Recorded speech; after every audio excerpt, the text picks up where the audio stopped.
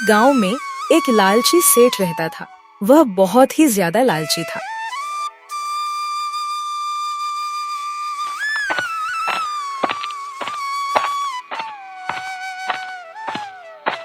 इसी गांव में नरेश नाम का एक गरीब किसान भी रहता था।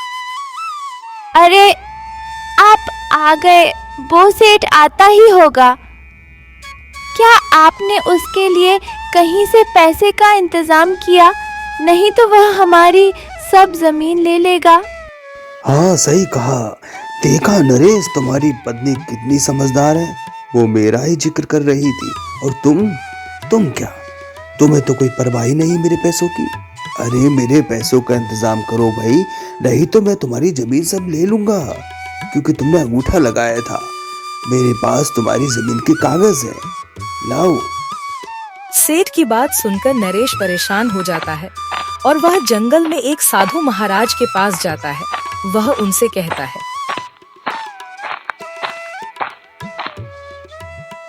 महाराज, मैं बहुत ही ज्यादा दुखी हूँ। मुझ पे बहुत ज्यादा सेठ का कर्जा है और वो सेठ सूद पे सूद लगाकर मेरी जमीन हड़पना चाहता है। मुझे मौका भी नहीं दे रहा। महाराज, मैं क्या करूँ? मैं अपने रो मत बालक, मैं सब जानता हूँ। मैं तुम्हें कुछ ऐसा करने के लिए दूंगा। तुम सेठ को दावत पे बुलाओ और मैं ये दवा देता हूँ, उसके खाने में मिला देना। उसके बाद उसे सबक मिल जाएगा। किसान वापस अपने घर आ जाता है और अगले दिन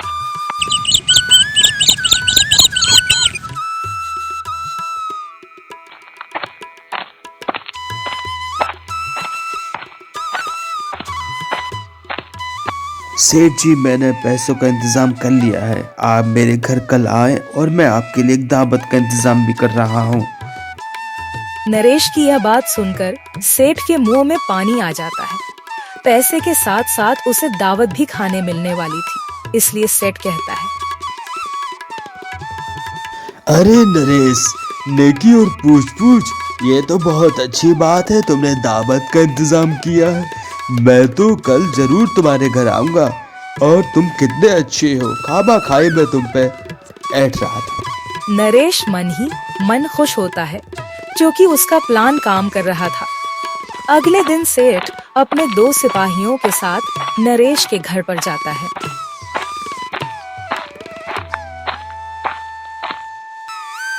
खाइए सेठ जी खाना।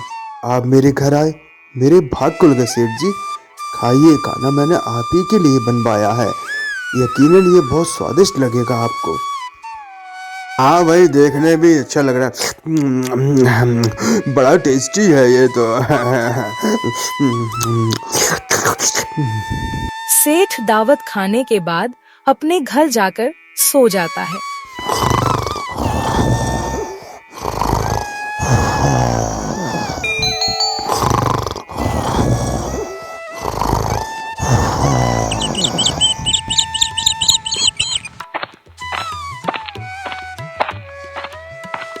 जी उठिए ना, कब तक सोते रहेंगे आप? सवेरा हो गया, उठिए ना जी। उठ जाइए जी, क्या कर रहे हैं आप? और तो गया भगवान, क्यों गला फाड़ रही हो? सेठ की पत्नी सेठ का यह रूप देखकर चीखने लगती है और इतने में सिपाही आ जाते हैं। सिपाही देखकर डर जाते हैं और सेठ को मारने लगते हैं। उन्हें लगता है यह कोई राक्षस है जो सेठ को खा चुका है। सेठ अब लोमड़ी बन चुका था और ये देखकर कि उसे सिपाही मार रहे हैं, वह धूम दबाकर वहाँ से भाग जाता है। अरे मर गया रे, ये क्या हो रहा है मेरे साथ? ये क्या हुआ? देख भाई, बहुत दिन हो गए लेकिन कहीं डाका नहीं डाला। साला खर्चे तक को परेशान है। क्या करें यार, कुछ बताओ, कहाँ डाका डाले? ऊपर से ये सेठ का कर्जा, बड़ा ही दिमाग खराब है। आता ही होगा वो मांगने के लिए। आखिर ये मेरे साथ क्या हो गया? मैं लोमड़ी कैसे बन गया? मैं तो अच्छा खासा आदमी था। तभी वह सेठ एक जंगल में आकर रुक जाता है और वह देखता है कि 2 चोर कहीं पर चोरी करने की बात कर रहे हैं। उसके दिमाग में एक सुझाव आता है। ए दोनों चोर, मेरी बात ध्यान से सुनो। तुम्हें अगर चोरी करना है तो मैं एक जगह बताता हूँ तुम्हें। क्या तुम उस जगह पर चोरी कर सकते हो? ढेर सारा माल मिलेगा। झूठ नहीं बोलना बिल्कुल, आई शपथ। सच बोलता है पुनः। तुम लोग नरेश के घर जाके चोरी करो, उसके पास बहुत ही ज्यादा माल है। देखना तुम्हें बहुत ही माल मिलेगा, मजा आ जाएगा तुम्हें। अगर ऐसी बात है तो तुम सामने क्यों नहीं आते? तुम भी हमारे साथ चलो। तुम मैं तुम्हारे साथ नहीं आ सकता क्योंकि वो मुझे जानता है, वो मुझे पहचान लेगा। अच्छा ठीक है, अगर ये बात झूठ निकली तो तुम्हारी खैर नहीं।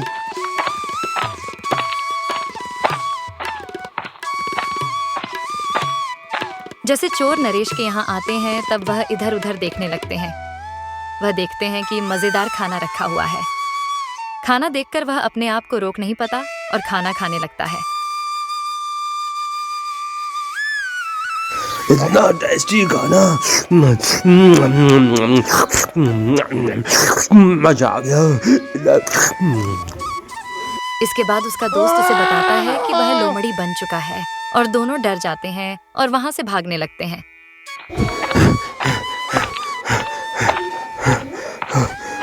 अरे भागो।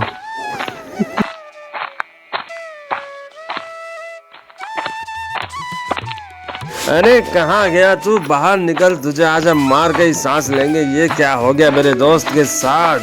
ये लोमड़ी बन चोर की गया। बात सुनते ही सेठ अपनी जान बचाने के लिए भाग जाता है।